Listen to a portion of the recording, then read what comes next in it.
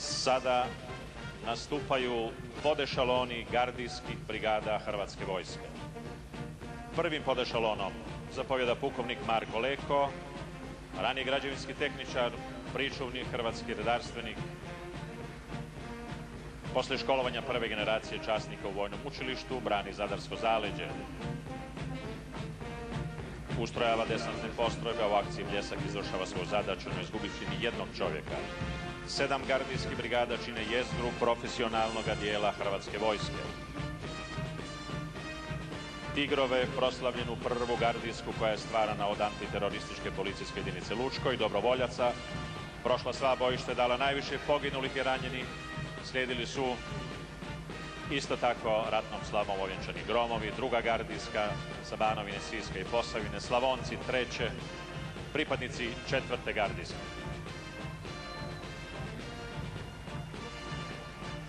Drugi gardijski podešalon predvodio bojnik Zvonko Hasanović. Tu su pripadnici pete gardijske, 7., 9. i pripadnici 81. gardijske. Veteran bojne Zrinski, sada zapovjednik Padobranske treće bojne gardijskoga zdruga prvoga Hrvatskoga gardijskoga zbora, bojnik Ante Filipović, Đakovčanin inače, na čelu je Padobranskog podešalona. To su vojnici kao i svugdje u svijetu slove kao elita vojske, školovane i osposobljena za najširi raspon vojničkih vještina i zadaća.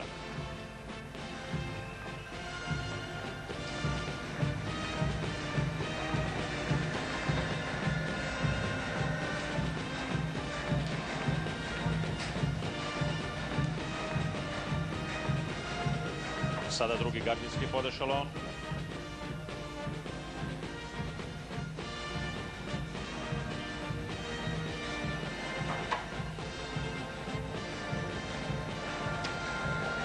A iza njega domobranski podešalon s bojnikom Stjepanom Grgacom na čelu, koji predstavlja onaj dio oružanih snaga koji je na neki način najstariji i najdulji oblik hrvatske tradicije obrane zemlje i vlastitoga opstanka kroz povijest.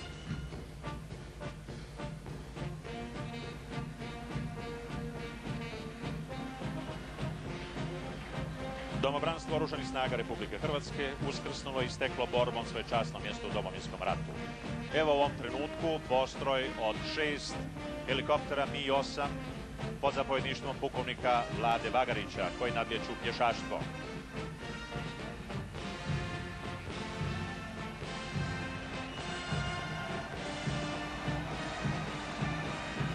Istodobno sa nadlijetanjem helikoptera koji su izazvali usit okupljenog mnoštva ovdje na Jarunu, zanimanje predsjednika i vrhovnog zapovjednika. Kraj svečane tribine upravo prolazi podešalon Hrvatske ratne mornarice koji svojim bojama izgledom živo podsjeća na ratnu i vojno-pomorsku povijest Hrvata, tradiciju plovljenja, brodarenja, brodogradnje i vjekovne vezanosti Hrvata za Jadran, Mediteran i svjetska mora. Ovu postrojbu mimohoda predvodi kapetan korvete Boris Grbin, Karlovčanin, veteran Domovinskog rata. Dok pratimo ove slikovite i skladne redove podešalona Hrvatske ratne mornarice, kažemo da ona danas, poslije 4 godine borbi, obnove i izgradnje, raspolaže s 40 ratnih i pomoćnih brodova, raketno-topničkim obalnim snagama i sustavima, mornaričko-desantnim pješaštvom, diverzantima, sustavom otklanjanja i obavješćivanja. Mornare slijedi zrakoplovni podešalon. Prvi stupa pukovnik Vladimir Đurković, pilot dozvučnih borbenih i transportnih zrakoplova. Boreći se od prvih dana na bojištima Slavonije, Dalmacije i na svim drugima oslobađanjima zračnih luka, zrakoplovstvo i protuzračna obrana oslobađaju zrakoplovne baze, uspostavlja se logistika, ustanove, nastavna središta.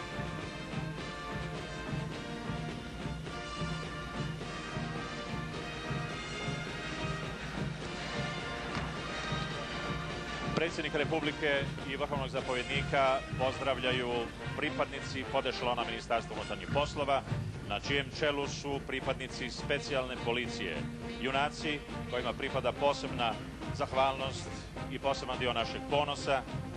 koje strani stručnjaci smatraju najosposobljenijim i najboljim dijelom hrvatskih oružanih snaga i za koje rat protiv terorizma traje i sada. Hrvatska policija je valjda jedina u modernoj povijesti Europe koja je bila jezgra buduće vojske.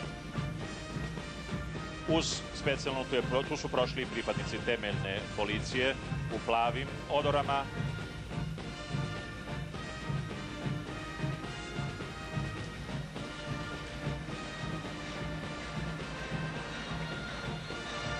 A upravo sada prolaze pripadnici vojne policije Hrvatske vojske koje vodi bojnik Dinko Barbarić, nastali iz 66. bataljuna vojne policije, koja danas objedinjuje opću, prometnu, kriminalističku vojnu policiju i snage za protudiverzantsku borbu i koja se školuje po suvremenim vojno-policijskim standardima na bogatom ratnom iskustvu.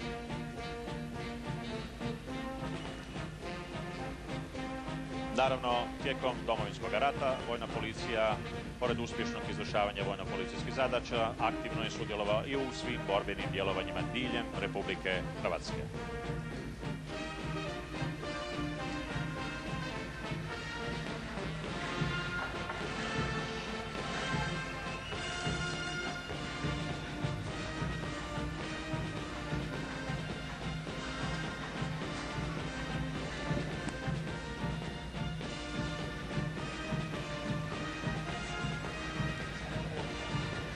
Za nekoliko trenutaka na Jarunskom jezeru pojavit će se i pred okupljenim mnoštvom, pred počasnom svečanom tribinom i ložom u kojoj je predsjednik Republike i vrhovni zapovjednik oružanih snaga u pratnji najviših dužnosnika Republike proći i mornarički takozvani ešalon na vodi.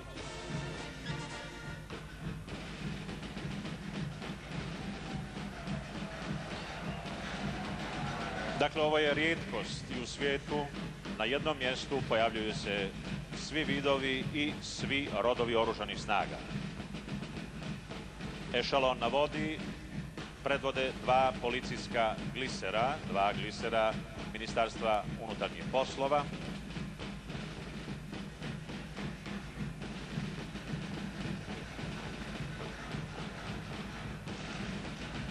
Za službu na moru, rijekama i jezerima. Iza njih slijede 4 desantna čamca s pomorskim diverzantima.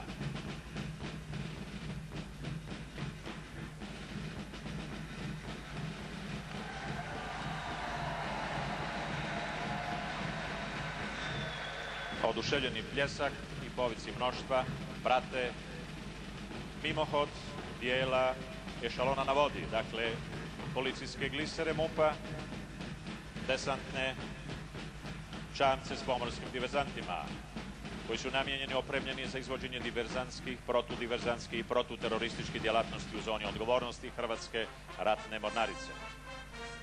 A oni svoja djelovanja izvode uništavanju vojnih ciljeva u lukama i na sidrištima, izviđaju po dubini neprijateljsko područje, uništavaju vojne ciljeve u dubini neprijateljskog teritorija.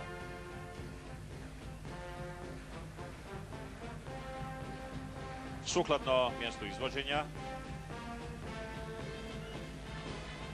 bojnih djelovanja, diverzantske snage mogu biti za djelovanje na moru i u zahvatu obalnog ruba i za djelovanje na otocima i na kopnu.